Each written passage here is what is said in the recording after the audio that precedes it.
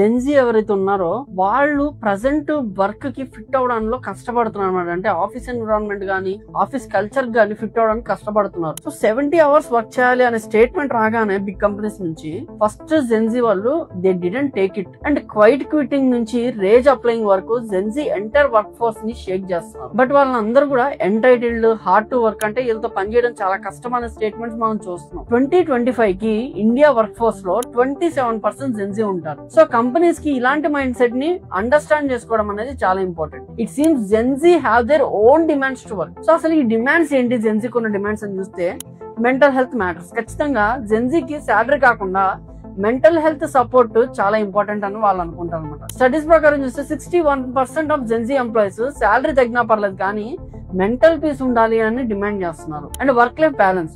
70 hours work week debate గురించి అందరికి తెలుసు కదా. జెన్జీకి work life balance non negotiable. Survey ప్రకారం 57% Gen Z employees strict work life balance ఉండే కంపెనీస్ నే ప్రిఫర్ చేస్తున్నారు అనమాట. మేనేజర్స్ ఈ జెన్జీతో చాలా ఫ్రస్ట్రేట్ అవుతున్నారు. సర్వే ప్రకారం 74% మేనేజర్స్ ఆర్ స్టేటింగ్ దట్ జెన్జీతో వర్క్ చేయడం చాలా టఫ్ గా ఉంది అని చెప్పేసి.